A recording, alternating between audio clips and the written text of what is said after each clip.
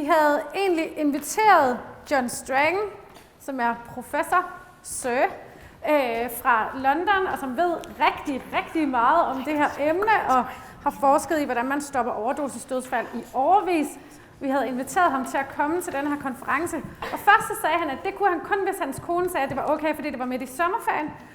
Men så efterfølgende så gik det op for ham, at det er jo international overdosisdag, og det er det også i London, for den er jo international, og så skulle han faktisk være på arbejde i London. Så derfor er han her ikke, men næste år håber vi, at han kommer, og ellers må vi se, om vi kan invitere ham en anden gang. Nu er han med på video fra sit kontor. Michael og jeg har været over at besøge ham, og klemt os ind imellem forskeragtige stakke af bøger og papirer og alt muligt andet, og lavet et interview med ham, som I skal se nu.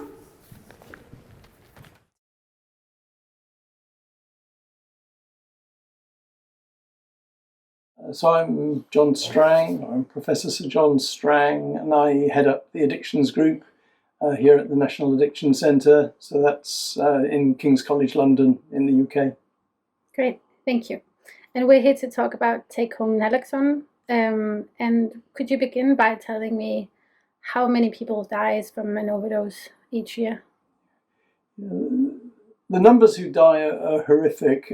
They're much larger than the numbers who die from road traffic accidents now.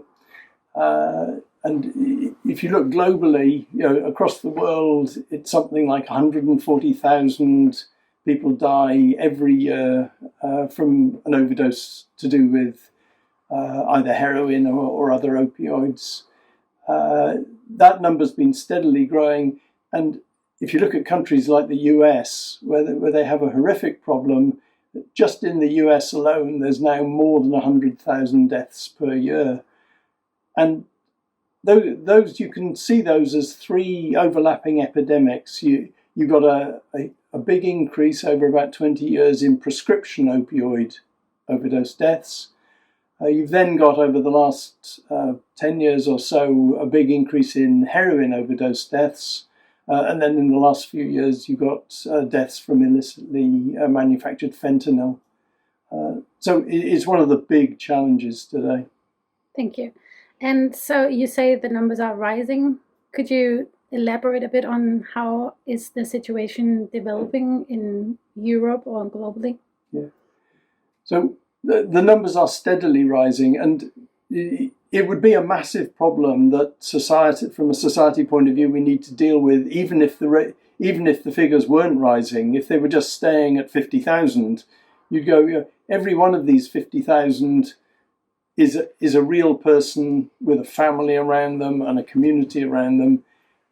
But that 50,000 of a number of years ago, it then became 100,000, now approaching 150,000. We absolutely have to do something about it. Okay. And one of the things you can do is to look at how to teach people to use naloxone. For people who use drugs, why is take-home naloxone important? Take-home naloxone is really interesting because with heroin overdose or opioid overdose, it's one of the very few problems that we have in medicine where we actually have a real antidote. And naloxone is that antidote. And we've had it in medicine for about nearly half a century now. And it completely reverses the effect of heroin or opioids. And when it's administered, within a matter of a couple of minutes, that heroin's been completely wiped off the cells in your brain and the rest of your body. So that overdose is reversed. It's what we would want to have with lots of other types of medicine when overdoses occur, but we actually have it in this area. And hospital doctors in emergency rooms or ambulance crews have been using it for years. What is revolutionary about the idea of take-home naloxone is that we've made the logical next step of saying, hold on a moment, these overdoses aren't occurring in hospitals or in ambulances, they're occurring out there in the community, and deaths can often occur very quickly. By the time your ambulance turns up, even if it's summoned, the person might be dead. Why don't we do the same as we do with allergies with an EpiPen or with defibrillators being in leisure centres, why don't we place the antidote where the problem lies? And to do that, that means we have to say, well, who else is going to be there? Well, there'll be fellow drug users or friendship network, or there may be family in the same house or near at hand, or there may be social workers in a hostel. We need to look at the situations where it occurs and then look at who might be our workforce of the future. So, and then we teach people who use drugs, among others, also professionals and volunteers and family members. But for people who use drugs, why is it important to teach or learn how to use naloxone? Yeah, I think it's an important question you raise about, am I really suggesting that people who use drugs might be the people who'd reverse an overdose that someone else had? And yes, I am. I'm saying that who's going to be there at the situation where the overdose occurs?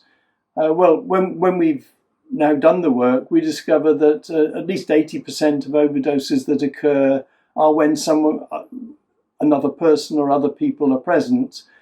And when we look at what actions people have taken, we've discovered they've taken a large repertoire of actions, some of them being the wrong actions, but they're only the wrong actions because we've never taught people what the correct actions should be.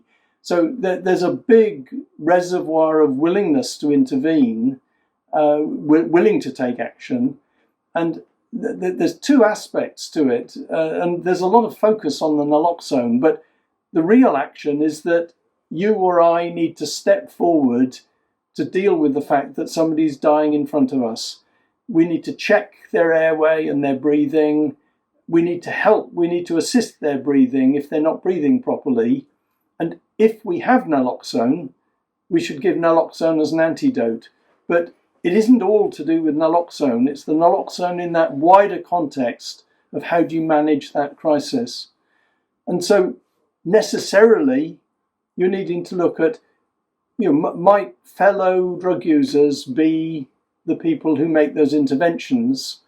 And when we began this work, I think we were fairly confident that they would be, but it was still a bit of an unknown. But what's been very clear is that since we've started taking naloxone, other active drug users have been very quick to pick up the responsibility that they should look after not only themselves, but for other people in their community who might have this overdose.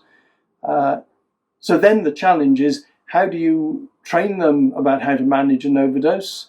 How do you make sure they have naloxone? How do you remind them they must carry it on them? Naloxone doesn't work if you have it at home. You need to actually have it on you at the time that the crisis occurs. So you're basically saying that for people who use drugs are more than capable of distributing naloxone. Yeah. But what else does it mean? Does it mean something else to them? Yeah. To be able to save lives? Yeah, I think it's a profound change in the way in which society needs to view people who use drugs. And for some people who use drugs, it's a profound change in the way they may need to view themselves.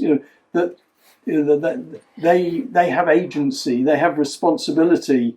That if they are there when a crisis situation occurs, there's a citizenship responsibility to step forward and to intervene to prevent the death that's about to happen. So I think it's a very profound change. In medicine, there are other examples of where important interventions have been developed in a hospital setting, which you might then take to an ambulance setting, or you might take to an outpatient setting. So treating people's allergies is an example. And then you realise, no, I need to make sure that the individual themselves and their family have the EpiPen that can deal with their peanut allergy or dealing with bee stings if they're allergic. Similarly with defibrillators, we realise defibrillators are amazingly valuable in an intensive care ward. They can also save lives in a leisure centre or in a shopping mall. And that's part of the change that I'm a clinician myself, that we as clinicians need to realise, that regulators need to realise, and is part of society realising it as well. All right. So we're teaching different groups of people how to use take-home naloxone. Who is the most important to teach how to use them? That's a ridiculous question. There isn't anybody who's most important. This is like a family argument about who's the favourite son or daughter.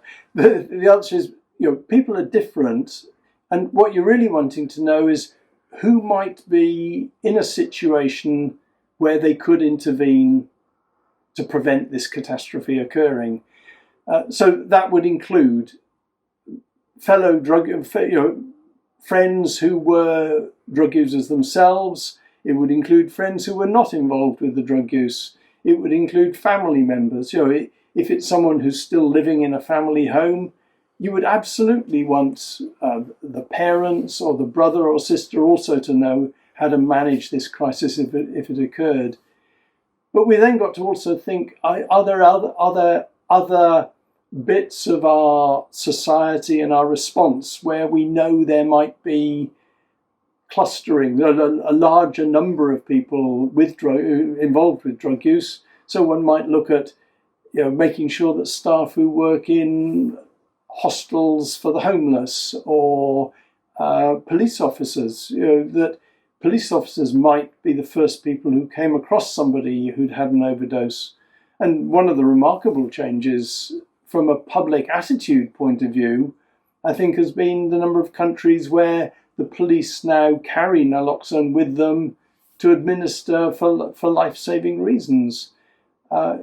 It's a development I wouldn't have expected to have occurred so quickly. But that's not instead of the other interventions, it's as well as. All right. So the million-dollar question is, how much naloxone will we need to hand out to actually make a difference?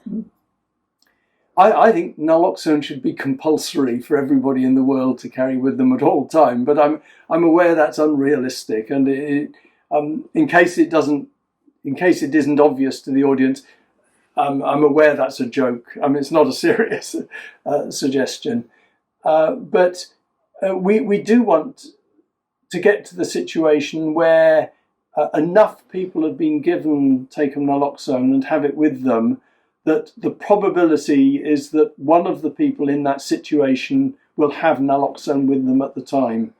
And one of my colleagues, Professor Sheila Bird, was involved with a project with me and came up with the figure of 20 times the number of deaths being an indicator. The other figures that one could look at is that of the naloxone that's given out, mostly to active drug users, as far as we can tell, around the world, it's something between 10 to 20% of those naloxone kits are used in an emergency situation. Now, that's an incredible yield. So in medicine, we have a statistic called the NNT, the number needed to treat, before you actually have a real benefit. So that would mean it's only 5 to 10 people that I have to give take-home naloxone to, and one of those kits will actually be used in a life-saving situation. That's a huge achievement for an intervention. So we need to get it out to as many people as possible, basically. But how do we do that? Could you give some examples on how to do it? Yeah. One is that take-home naloxone should become, we've talked about it in healthcare practice as being a standard of care, that this should be something that is routinely provided. If I was working in a clinic to do with allergies, I would be failing in my responsibilities if I was not also saying, and do you have an EpiPen? If I was working in an epilepsy clinic, I would need to know, do your family know how to deal with how to handle the crisis situation if you have an epileptic fit. And the equivalent in our field should be that whatever other intervention is being done, I should make sure that you and those around you know how to deal with the overdose situation. And this is way beyond people who are in treatment. And in fact, people who are not in treatment are probably the group for whom it's most important. And a group who seem to be missing from most of the public debate is people who have given up the drug use, people who are in recovery, people who may be attending Narcotics Anonymous, also people who may have come out of rehab or out of hospital or out of prison and saying, I'm never going to use again. And I wish them well, and I hope that they don't ever use again. But we do know that there's a high risk that they may use, even if they only use occasionally. And those instances of return to use when you've been abstinent are very high risk situations. So that group also, even if they're no longer actively using heroin or other drugs, they should also be part of the group that you're wanting to make sure that they know how to deal with their own risk situation or the risk situation of others. Great, thank you. So you're a scientist. What are you working on at the moment? Yeah, that's a really interesting question. I think we're doing some really good work around take-home naloxone. I think the products need to get a great deal better. I actually think they're still very clumsy. They're rather like those photographs of people with old mobile phones, like a brick that you were holding. That the idea was there, but I talk about the Levi's jeans test for the naloxone kits. That if it doesn't fit in my jeans, I won't have it with me when the problem occurs. And there's hardly any of the naloxone kits that comfortably fit in my jeans. So why don't we think even more broadly than that? How could we envisage naloxone products of the future that could be wearable or could fit in my wallet or purse? We've got to sort of think to the future. The other huge area is around how do we detect whether an overdose has occurred. So either if somebody's using alone, or even if they're in a social group, are they just nodding off and they're safe, or they've gone to sleep, or have they stopped breathing, or has their breathing become irregular? And work we're doing at the moment is looking at, can you develop wearable technologies that detect when your breathing pattern either becomes irregular or stops? And we're looking at a number of methods at the moment to detect that a crisis has occurred, which you were asking me questions about my watch earlier. This is because we're doing work at the moment about, could I have a wearable sensor that alerts my phone or my watch that my breathing has stopped, that immediately sends an alarm and sends a message to my best friend. Now, these are technologies that we have with our iPhones and our Apple Watches and all those things for people who may have had a stroke or had a fall. Why can't we alter that thinking to apply to this situation as well? Wow, exciting. Yeah. I think we will have to invite you again next year and see how it's going. Yeah, hopefully I'll have the wearable device with me by then. Yes, thank you very much. Very good. Okay, thank you.